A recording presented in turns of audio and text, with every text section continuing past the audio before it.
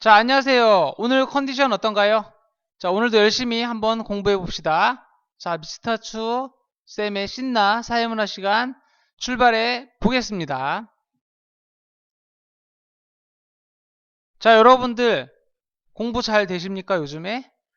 어, 전혀 아무것도 할 수 없는 듯한 상황에서도 하려고 하는 마음만 있으면 자신을 변혁할 수 있고 자신의 세계를 바꿀 수 있다. 그래서 엘리너 루스벨트 전 대통령께서 말씀하신 건데, 한번 여러분들에게 도움이 되는 명언이 되었으면 좋겠습니다.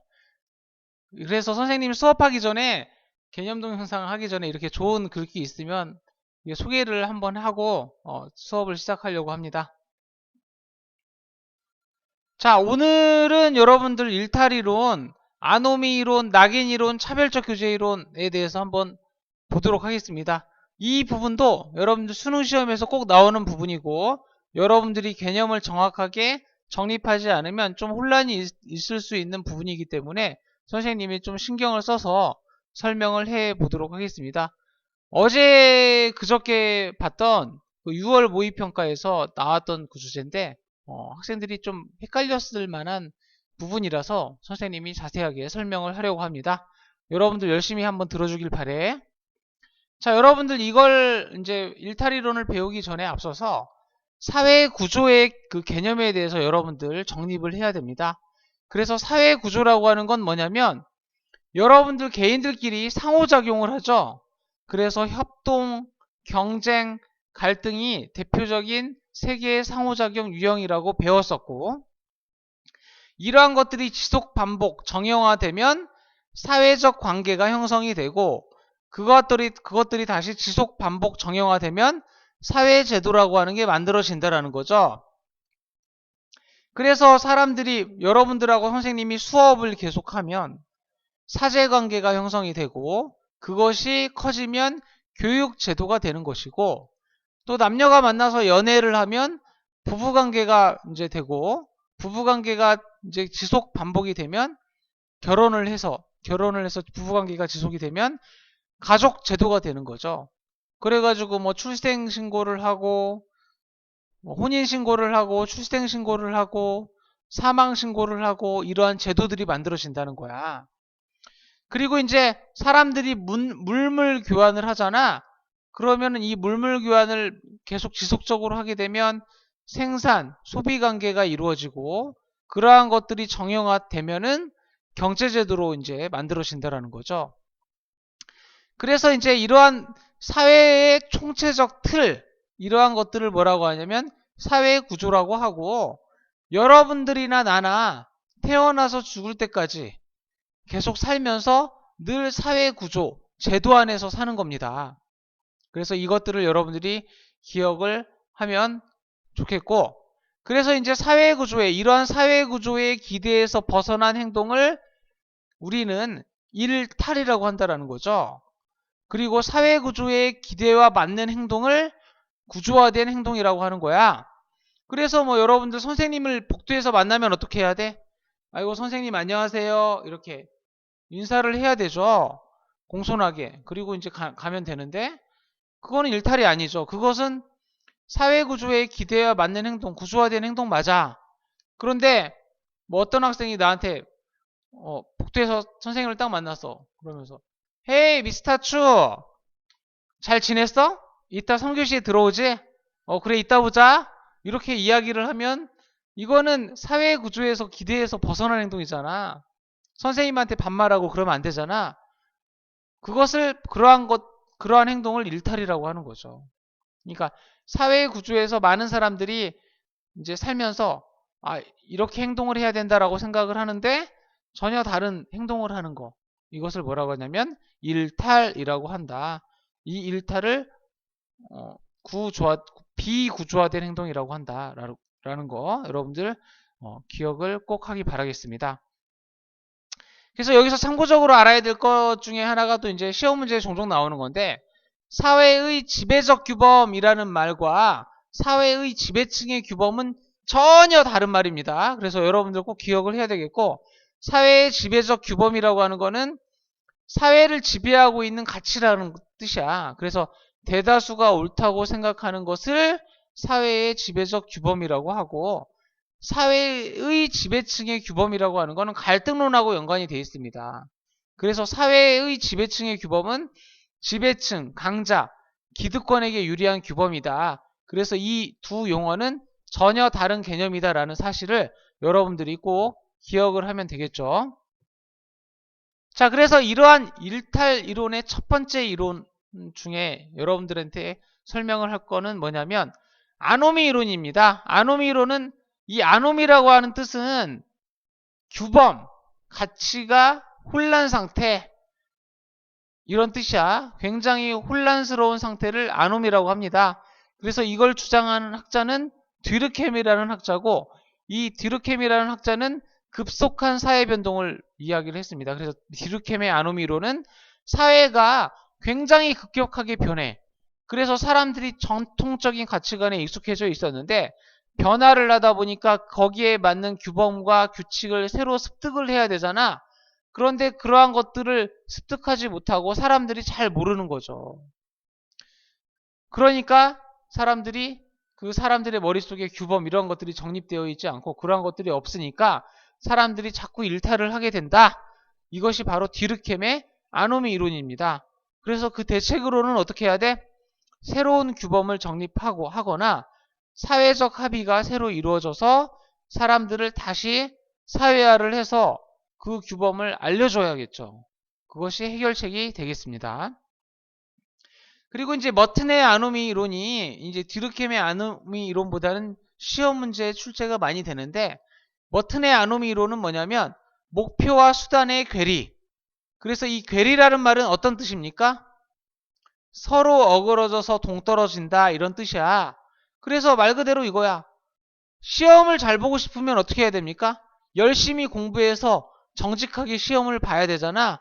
그런데 시험을 잘 보고 싶은데 컨닝을 해. 이거는 잘못된 거죠.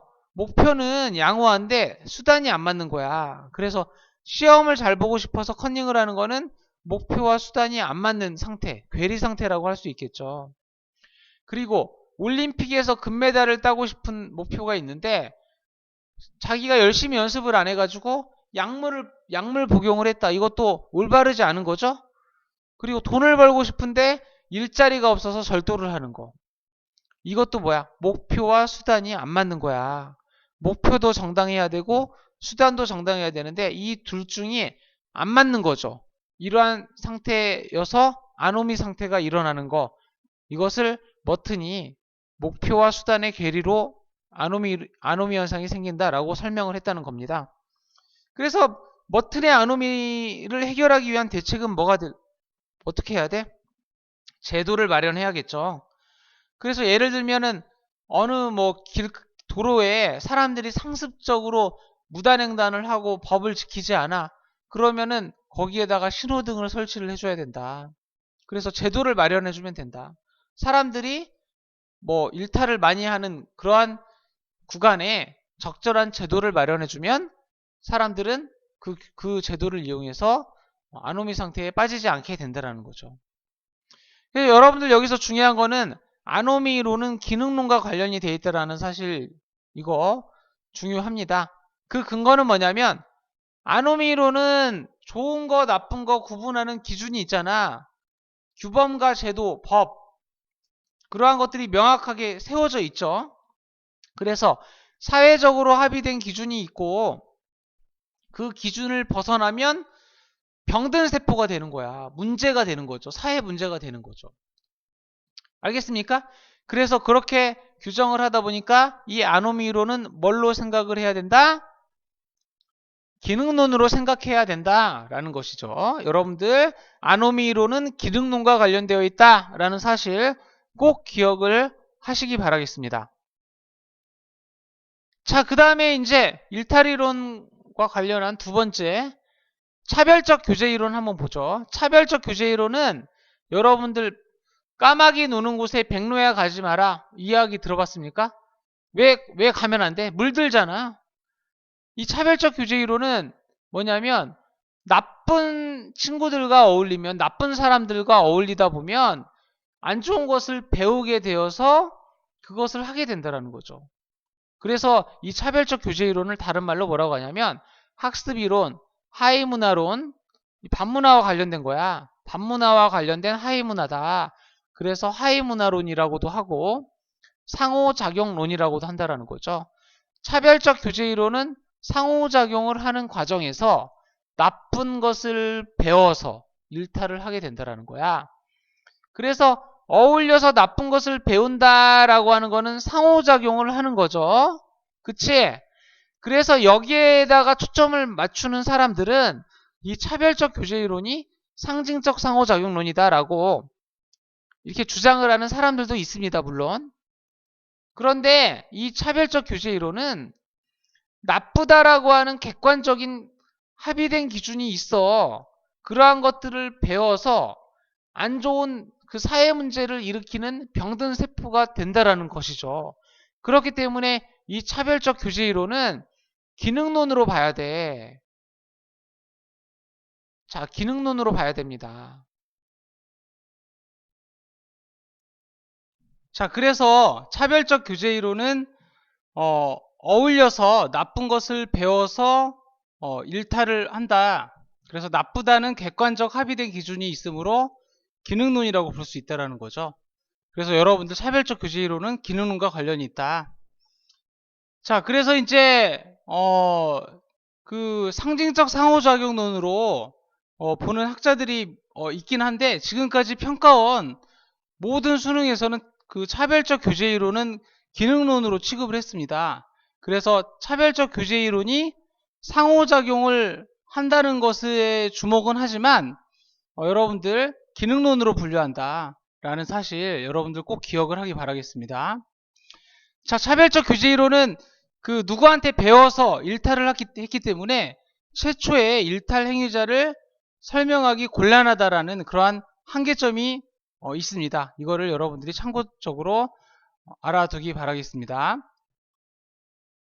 자, 그 다음에 낙인 이론 한번 보죠. 자, 상징적 상호작용론과 관련된 낙인 이론은 어떤 사람이 그냥 아무 생각 없이 어떤 행위를 했을 때 주변에 있는 사람들이 부정적으로 반응을 하고 그 행동에 대해서 상황정의, 의미 부여를 했다면 그 행위에 대해서 그 당사자는 부정적 자아 형성을 하게 되고 일탈을 다시 저지르게 된다는 거죠. 그래서 나는 아무런 그런 의미 없이 어떠한 행동을 했는데 사람들이 이상하게 봐. 그러면 내가 이상해지고 또 일탈을 저지르게 된다라는 게 낙인 이론이 되겠습니다.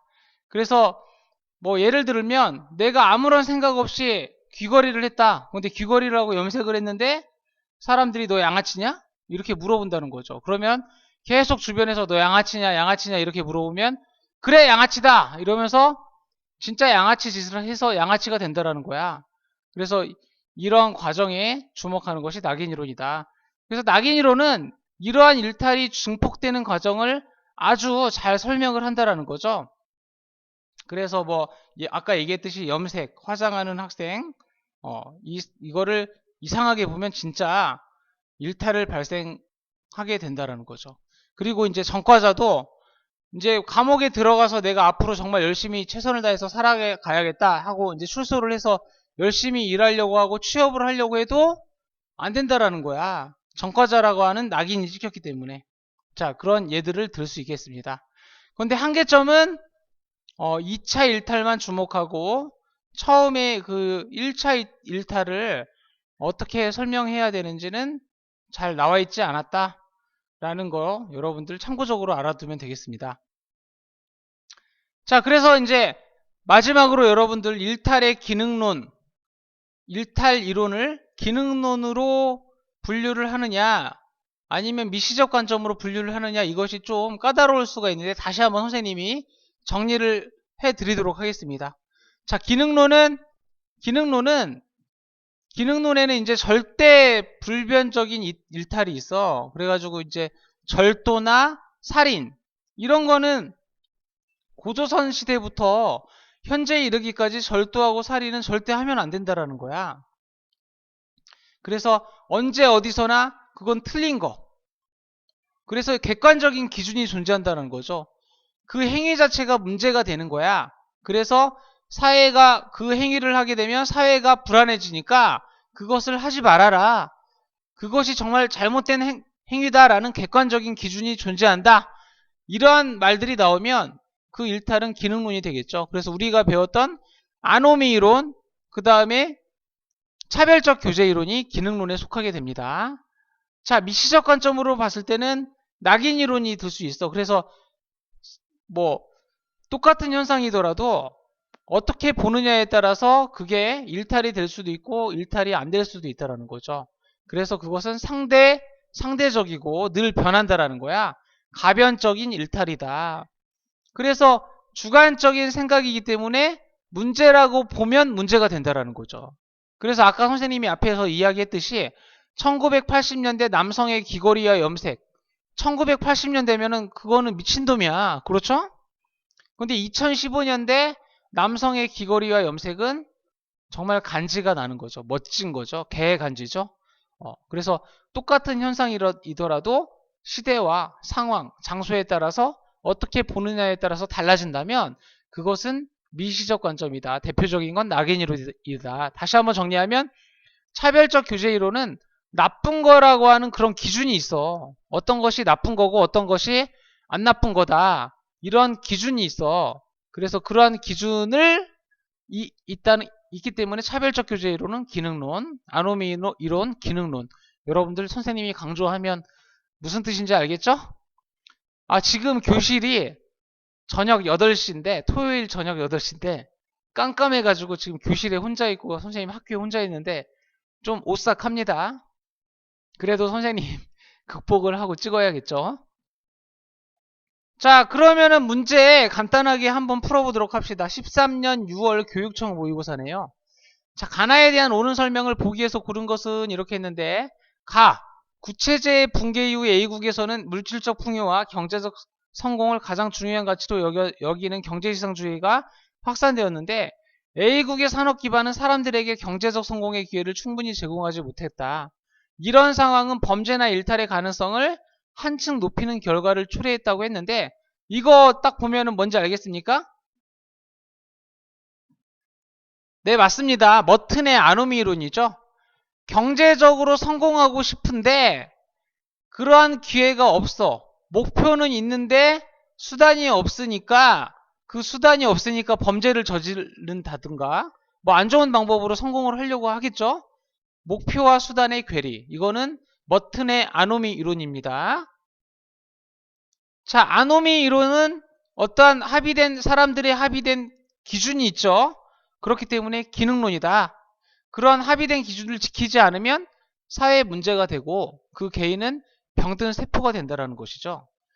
자, 그래서 설명을 했고 B는 절도죄를 저질러 처벌을 받았다. 그 후 B는 범죄를 저질렀다는 주위의 따가운 시선 때문에 학교 생활에 더 이상 적응을 하지 못했다.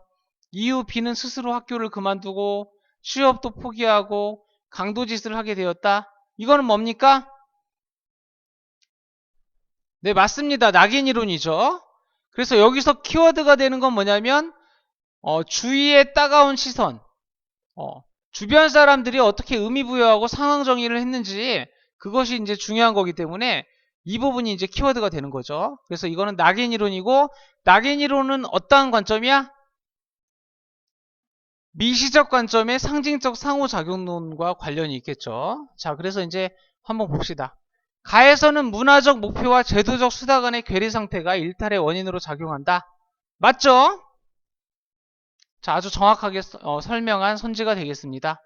나에서는 범죄자로 규정짓는 사회적 반응이 일탈의 원인으로 작용한다. 이것도 맞죠. 범죄자로 어떻게 사람들이 상황 정의하고 의미 부여하느냐, 그것이 이제 키워드가 된다고 했죠. 가는 나에 비해 범죄자가 되는 과정에 초점을 맞춘다 라고 했는데 그 과정에 초점을 맞추는 거는 나가 더 적절하다고 했죠. 그렇기 때문에 디귿은 틀렸고, 가와 나 모두 일탈의 원인을 미시적 측면에서 찾고 있다. 아닙니다. 가는 기능론이야. 기능론은 거시적 관점이죠. 그쵸? 나는 미시적 관점은 맞아. 상상론이니까. 그렇기 때문에 가와 나 모두가 아니죠. 굳이 말한다면 나만 미시적 관점에 해당이 되겠습니다. 그래서 니을 틀렸습니다. 그래서 정답은 1번 기역과 니은이 되겠죠. 자, 한 문제 더 풀어보죠. 14년 6월 평가원 모의고사입니다. 일탈행동 이론 가나에 대한 설명으로 오는 것은 이렇게 했네요. 가가 뭔지 한번 볼까요? 자, 누구나 일탈행동을 할 수는 있지만 그들 모두가 일탈자가 되는 것은 아니다. 누군가의 일탈행동이 알려지게 되어 사람들이 그를 일탈자로 대하면 그 역시 스스로를 일탈자로 받아들이게 된다. 내가 염색을 했는데 염색했다는 게 소문이 났어. 그럼 사람들이 양아치네 이럴 거 아니야.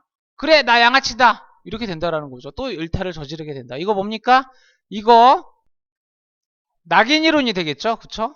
나 한번 봅시다. 일탈행동도 사회화 과정을 거친다. 일탈행동은 일탈자들과 빈번히 만나 의사소통하면서 학습된다. 단지 일탈행동뿐만 아니라 그 행동을 정당화하는 가치와 태도까지 내면화하게 된다. 이거 뭐죠? 네, 맞습니다. 차별적 교제이론이 되겠죠? 자, 그럼 낙인이론은 미시적 관점의 상징적 상호작용론과 관련이 있고 차별적 교제이론은 기능론과 관련이 있다라고 했죠. 근데 차별적 교제이론이 기능론과 관련이 있지만 그 상호작용을 합니다. 다른 사람들하고는. 다른 사람들하고 상호작용은 하지만 기능론으로 분류한다. 왜냐하면은 나쁜 거, 사회적으로 합의된 나쁜 거, 좋은 거 이런 게 있기 때문에 기능론으로 보는 게 맞습니다. 자, 가는 차별적 교제를 일탈행동의 원인으로 강조한다 라고 했는데 가가 아니라 나죠. 그치? 그렇기 때문에 1번은 꺼지세요. 자, 가는 일탈행동 자체보다는 그에 대한 사회의 반응에 주목한다라고 했는데 맞는 말이 되겠죠? 일탈행동이 어떻느냐에 따라서 내가 정상적이더라도 다른 사람들이 이상하게 보면은 그거는 이상한 거야. 그렇기 때문에 2번은 맞습니다. 나는 무규범 상태를 일탈행동의 원인으로 강조한다라고 했는데 무규범 상태를 강조하는 거는 아노미 이론이 되겠죠? 그렇기 때문에 3번은 틀렸고 자 4번 나는 일탈행동을 규정하는 합의된 기준이 없다고 보는 게 아니라 있다고 보잖아. 그쵸? 상호작용을 하지만 사회적으로 그 일탈행동을 규정하는 합의된 기준이 있다고 보기 때문에 차별적 교제이론은 기능론이야. 알겠습니까? 그렇기 때문에 기준이 없다고 보는 게 아니죠. 좋은 짓, 나쁜 짓 구별을 하잖아. 그렇죠? 가, 나 모두 일탈행동에 대한 대책으로 강력한 사회통제를 강조한다라고 했는데 아닙니다. 차별적 교제이론은 맞아. 사회통제를 통해서 재사회화를 하고 뭔가 통제를 하는 거는 맞는데 가 같은 경우에는 사회적 통제보다는 개개인별 사람들의 의식개혁 낙인을 찍지 말자라고 하는 의식개혁이 먼저 필요하다는 거죠. 그렇기 때문에 5번은 틀린 선지가 되겠습니다. 그래서 여러분들 정답은 2번이 되겠네요. 자, 이렇게 해서 여러분들 일탈이론 세 가지 아노미 이론, 차별적 교제 이론, 그 다음에 낙인 이론 이렇게 배워봤습니다. 여러분들 이해가 좀 안 됩니까? 이해가 안 되는 거는 선생님한테 학교에 오면 언제든지 와서 물어보세요. 알겠죠? 네이버 카페도 신나삼은 카페도 활용하시고 자, 오늘 고생 너무 많았고 끝까지 들어주신 학생들 복 받을 겁니다. 자, 선생님이 이만 물러가겠습니다. 안녕!